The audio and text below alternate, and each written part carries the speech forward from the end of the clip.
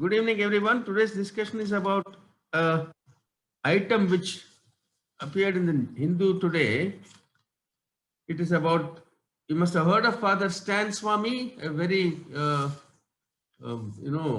controversial incident occurred recently. It's all over the newspapers, splashed everywhere, and the heading of this item today is "A strong Indian state must be humane too." So it's not merely strength that you should exhibit in your dealings with the public and with the people, but also a streak of humanity should inform your attitude, is what the author is trying to say. The author, incidentally, is one Vivek Kadju. Okay. Now, I don't know how if you have followed the incident. Father Stan Swami was a Jesuit preacher, and he was 84 years old. He was recently arrested in connection with some violence which took place in a place called Bhima Koregaon. And the violence was in connection with the celebration of the second centenary of the battle between the Peshwas and the British, in which many Dalits passed away. So the father, Stan Swami, was known to be a sympathizer of tribals and Dalits and all that. So he went there, and he was accused of being involved in that violence there, and then therefore arrested, and then also imprisoned. Now, let us see what the facts are. In fact, a PIL was filed, challenging the arrest and all that, and the bench behind, in fact, observed that it was shocking news. No words to express, because what happened was, after some time after the arrest, he grew weak, and then he had many. He was already suffering from Parkinson's disease. Then he had hearing loss, back pain, weakness, etc. And then finally, after some time, he was hospitalized by following a court order, and then finally he passed away. So he was considered a very influential man and activist for a tribal people, preservation of their rights and their way of life. And it took almost a month for the jail authorities to give him a straw, a zipper, and winter clothes because he could not even hold the glasses and the cups and all that. So and then he wanted to go back to Jharkhand where he belonged, but that tragically that was not to be. Now, who was this father? Stan Swami. He was a convener of what was called the Persecuted Prisoners Solidarity Committee. Peculiarly, he himself was one towards the end of his life, and unfortunately, the authorities, they dubbed him as a frontal. That the organization, a frontal organization for the CPA Maoists, which as you know, really is another name for Naxalites. So, because while working among the tribals, he started raising questions on the non-implementation of the fifth schedule of the constitution, and then he also raised many questions about the attitude of the government, etc. So the police and the authorities claim that a lot of literature, propaganda material, etc. was seized from him. But as you know, very often how this can happen, it can even be planted if somebody wants to foist a case on the person. And Father Stan Swami himself said that it was a false case and it never even been to Bhima, this Koregaon. And in fact, he said this is not something which is unique or happened to me alone, because it's a part of a broader process, according to him, of intellectuals, lawyers, writers, poets, etc. being put in jail because they have expressed dissent. We discussed this the other day, if you remember. In fact, the government wanted to use sedition laws, etc. about people who express dissent. So, but the trial court, special court of the National Investigation Agency, which conducted the investigation and arrested Swami, said that he was not only member of the Communist Party of India, Maoist, but was carrying out activities in furtherance of the objective of the organization, which, according to the court, was to overthrow the democracy of the nation. Now, how the court reached a conclusion is difficult to understand.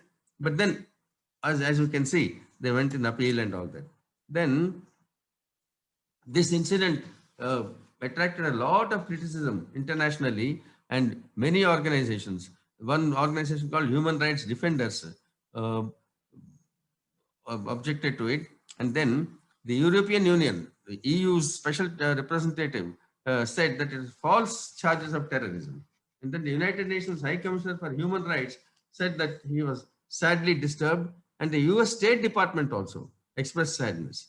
And then the United States Commission on International Religious Freedom also condemned in the strongest terms the deliberate neglect and targeting by the government of India. See how much of a bad name the government got in the process. And uh, another problem with Father Stan Swami, which irritated the administration, was that he had opposed similar arrests of people who were branded wrongly as Naxalites by the police, and he also used to conduct public interest litigation, asking them to be released, etc. This is how he courted the wrath of the administration. Then many people are saying that this is part of the campaign of the government to silence dissent from law campaigners, journalists, students, and others.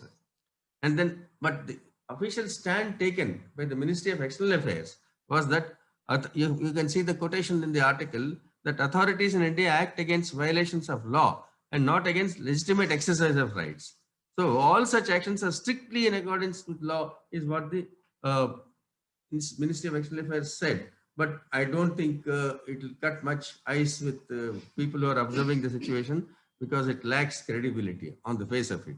Then also, the MEA went to the extent of saying that India's democratic and constitutional polity is complemented by an independent judiciary, a range of national and state level human rights commissions that monitor violations, a free media, and a vibrant and vocal civil society. India remains committed to promotion and protection of human rights of all its citizens. All this is fine on paper, but the manner in which the incident took place, the careless and cruel manner in which the affair was conducted, speaks of a different approach altogether. Then, of course, now let us look at it objectively. There can be no question that India should not be swayed by what people say abroad, whether it is US Human Rights Commission or the European Union or the religious organizations, etc., when it comes to core issues such as terrorism. If you're dealing with a real terrorist, there's no question of compromise, no matter what people say. But here, it is extremely doubtful whether the person, Father Stan Swami, was in fact a terrorist or not. That is the problem.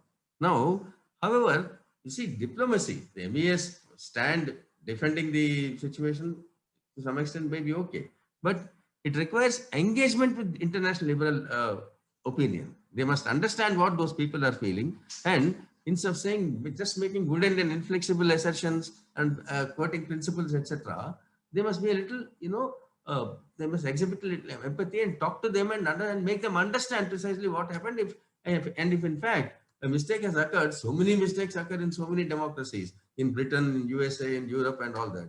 So what is wrong? You can always say sorry. Something SAP seems to have gone wrong. We'll proceed against the people responsible, instead of blindly defending it without going into the facts of the case and attracting so much flack. So while you see, India, for a long time, we have imbibed several cultures, including the Persian culture from the Mughals and others, and the in British culture. So, but we are now trying to move away from it. But while trying to move away from it, we should also preserve what is the core Indian approach to, retaining the strength and effectiveness of the state. So, the principle on which we have conducted our entire national enterprise after independence is that we will achieve development not through an authoritarian polity, but a democratic and liberal one. Now, this incident does not exactly cover the government of India with glory in the manner in which it is conducted. And unfortunately, as we all know, we've been discussing several such incidents in the past. We've discussed about the family planning thing in Assam. We've discussed about the elections in UP. We've discussed about elections in Gujarat. And then we have also, talked about what people are saying, etc., about undermining the authority of institutions and all that. Not that all this has actually happened, but the point is, the international world, the world will look at it from the point of view of the events of the past few years, when people have been deeply concerned about what they perceive has been the direction in which the Indian society and polity is moving, intolerance and things like that. So, of course, you require special laws like the law under which our Stan Swamy was arrested, which is the Unlawful Activities Prevention Act, which we have discussed earlier. But the point is, when you apply them, they are required for extraordinary situations like dealing with terrorists. But when you must be very wise and mature in their application, and they must also a constant review is required whether they continue to be required or not, and things like that.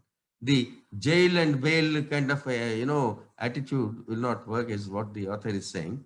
And we have found so many cases of people being just arrested and for years together the trial has gone. We discussed this also in an earlier class, and then finally they're being acquitted either because the investigation was weak, or the out of sheer exasperation the judiciary got angry or irritated, and or because the accused were innocent. So there's no point in going through such things and getting a bad image. So this should, according to the author, he is arguing for an audit of such cases by the Supreme Court, saying that in order to reassure the international community that India is a responsive state, he says that the superior judiciary needs to address the situation through an audit of all such cases, undertake them and see, sift them, and those are which are genuine and really anti-national in character, etc., preserve them. Otherwise, others throw them out. So this is my take on the issue today. And here I'd like to stop with what Gandhiji said about human rights and the need to protect them. In fact, he himself, as you know, the independence movement itself was a great human rights movement, because the right we were fighting for, India was fighting for, was the right to be an independent nation. That was one thing. And he also said that when I despair, I remember that through history, the way of truth and love have always won. There have been tyrants and murderers, and for a time they can seem invincible, but in the end, they always fall. Think of it always. So I think an understanding and a firm but humane touch is required in dealing even with extreme issues like terrorism, is what the author is trying to tell us. Thank you. This is my take on the issue today. And quickly, I'll give you just 1 minute to answer this question, just to sort of lighten the atmosphere. 3 people were going on the road. 2 of them, that group of 3 contained 2 fathers and 2 sons. How does it happen? Now I'll welcome any questions, any doubts, etc.